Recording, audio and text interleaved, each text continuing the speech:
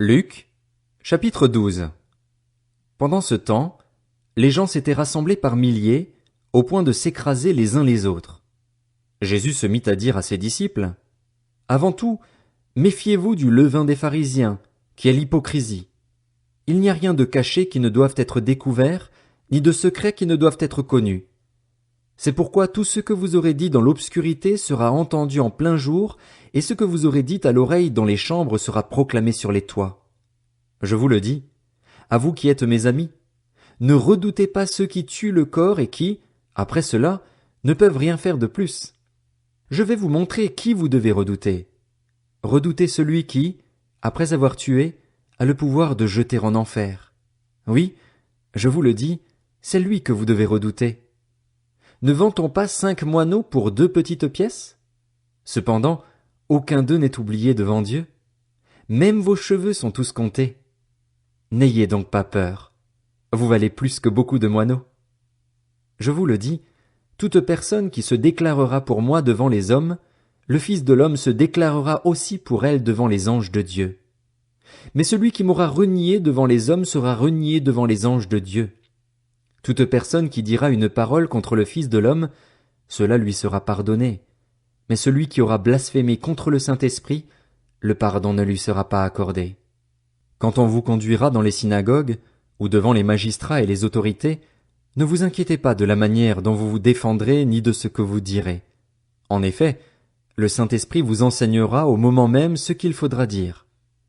Du milieu de la foule, quelqu'un dit à Jésus, « Maître, dis à mon frère de partager notre héritage avec moi. » Jésus lui répondit, « Qui m'a établi pour être votre juge ou pour faire vos partages? » Puis il leur dit, « Gardez-vous avec soin de toute soif de posséder, car la vie d'un homme ne dépend pas de ses biens, même s'il est dans l'abondance. » Il leur dit cette parabole. Les terres d'un homme riche avaient beaucoup rapporté. Il raisonnait en lui-même, disant, « Que vais-je faire? En effet, je n'ai pas de place pour rentrer ma récolte. Voici ce que je vais faire, se dit-il. J'abattrai mes greniers, j'en construirai de plus grands, j'y amasserai toute ma récolte et tous mes biens, et je dirai à mon âme, « Mon âme, tu as beaucoup de biens en réserve pour de nombreuses années. Repose-toi, mange, bois et réjouis-toi. » Mais Dieu lui dit, « Homme dépourvu de bon sens, cette nuit même, ton âme te sera redemandée, et ce que tu as préparé, pour qui cela sera-t-il? » Voilà quelle est la situation de celui qui amasse des trésors pour lui-même et qui n'est pas riche pour Dieu. Jésus dit ensuite à ses disciples, « C'est pourquoi je vous le dis, ne vous inquiétez pas pour votre vie de ce que vous mangerez, ni pour votre corps de ce dont vous serez habillés. La vie est plus que la nourriture et le corps plus que le vêtement. Observez les corbeaux. Ils ne sèment pas et ne moissonnent pas. Ils n'ont ni cave ni grenier, et Dieu les nourrit. Vous valez beaucoup plus que les oiseaux. Qui de vous peut, par ses inquiétudes, ajouter un instant à la durée de sa vie? Si donc vous ne pouvez rien faire, même pour si peu, pourquoi vous inquiétez-vous du reste? Observez comment poussent les plus belles fleurs. Elles ne travaillent pas et ne tissent pas. Cependant, je vous dis que Salomon lui-même, dans toute sa gloire, n'a pas eu d'aussi belle tenue que l'une d'elles. Si Dieu habille ainsi l'herbe qui est aujourd'hui dans les champs et qui demain sera jetée au feu, il le fera d'autant plus volontiers pour vous, gens de peu de foi. Et vous, ne cherchez pas ce que vous mangerez ni ce que vous boirez, et ne soyez pas inquiets. En effet, tout cela, ce sont les membres des autres peuples du monde qui le recherchent. Votre Père sait que vous en avez besoin. Recherchez plutôt le royaume de Dieu, et tout cela vous sera donné en plus. N'aie pas peur, petit troupeau, car votre Père a trouvé bon de vous donner le royaume. Vendez ce que vous possédez et faites don de l'argent. Faites-vous des bourses qui ne s'usent pas, un trésor inépuisable dans le ciel, où le voleur n'approche pas et où la mite ne détruit pas. En effet, là où est votre trésor, là aussi sera votre cœur. Mettez une ceinture à votre taille et tenez vos lampes allumées. Soyez comme des hommes qui attendent que leur maître revienne des noces, afin de lui ouvrir dès qu'il arrivera et frappera. Heureux ces serviteurs que le maître, à son arrivée, trouvera éveillés. Je vous le dis en vérité, il mettra sa ceinture, les fera prendre place à table et s'approchera pour les servir. Qu'il arrive au milieu ou vers la fin de la nuit, Heureux sont ses serviteurs, s'il les trouve éveillés. Vous le savez bien, si le maître de la maison connaissait l'heure à laquelle le voleur doit venir, il resterait éveillé et ne laisserait pas percer les murs de sa maison.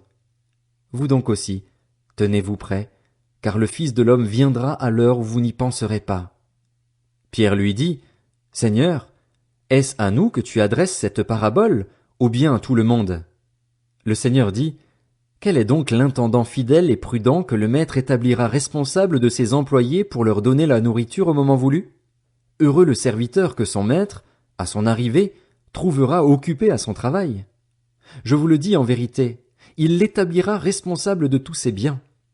Mais si ce serviteur se dit en lui-même, Mon maître tarde à venir, s'il se met à battre les autres serviteurs et servantes, à manger, à boire et à s'enivrer, alors le maître de ce serviteur viendra le jour où il ne s'y attend pas et à l'heure qu'il ne connaît pas.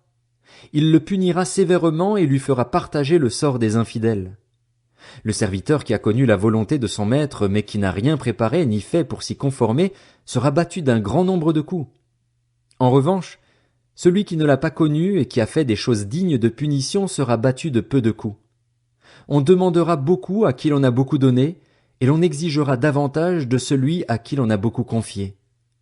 Je suis venu jeter un feu sur la terre. Combien je voudrais qu'il soit déjà allumé? Il y a un baptême dont je dois être baptisé, et quelle angoisse pour moi jusqu'à ce qu'il soit accompli. Pensez-vous que je sois venu apporter la paix sur la terre? Non, vous dis-je, mais la division. En effet, désormais, s'il y a 5 personnes dans une famille, elles seront divisées, 3 contre 2 et 2 contre 3, le père contre le fils et le fils contre le père, la mère contre la fille et la fille contre la mère, la belle-mère contre la belle-fille et la belle-fille contre la belle-mère. Il dit encore aux foules, Quand vous voyez un nuage se lever à l'ouest, vous dites aussitôt, La pluie vient, et c'est ce qui se passe. Quand vous voyez souffler le vent du sud, vous dites, Il fera chaud, et c'est ce qui arrive. Hypocrite, vous savez reconnaître l'aspect de la terre et du ciel. Comment se fait-il que vous ne reconnaissiez pas ce temps-ci? Et pourquoi ne discernez-vous pas par vous-même ce qui est juste?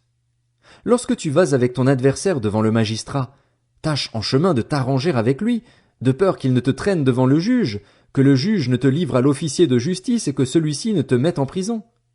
Je te le dis, tu n'en sortiras pas avant d'avoir payé jusqu'au dernier centime.